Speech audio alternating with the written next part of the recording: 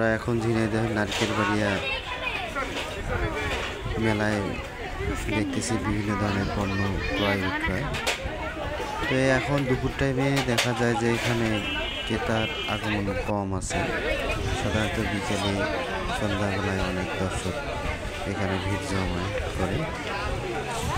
বিভিন্ন ধরনের যেমন এখানে বিভিন্ন ধরনের পান সাজানো হয়েছে।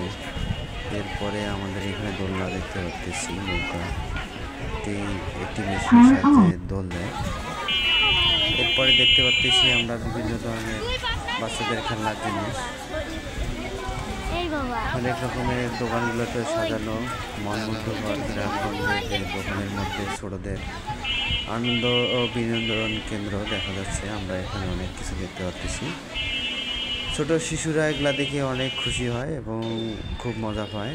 তাদের মানবিক বিকাশ এবং তাদের মনের আনন্দের বৈচিত্র্যপূর্ণ পণ্য। এছাড়া শিল্প, মাটির শিল্পের দেখা যায়, লোকশিল্পে বিভিন্ন ধরনের মৃৎশিল্পের জিনিসপত্র, এগুলা প্রাচীন ঐতিহ্যকে ধরে রাখে। এখনও মাটির তৈরি দেখা যায় বিভিন্ন ধরনের জিনিসপত্র দেখতে পাচ্ছি। এছাড়া বিভিন্ন ধরনের জিনিসপত্র আপনারা দেখতে পাচ্ছেন। এই সমস্ত জিনিসের সামনে দাঁড়ালেই মনে হয় যে বিনোদন এবং কত মাটি দিয়ে সত্যির যে চিত্র প্রতিভা তা দেখা যায়। এছাড়াও খাবারের জিনিস দেখতে পাওয়া যাচ্ছে। এখানে চিংড়ি মাছ, এছাড়াও বাদাম দেখতে পাচ্ছি আমরা, বাদাম,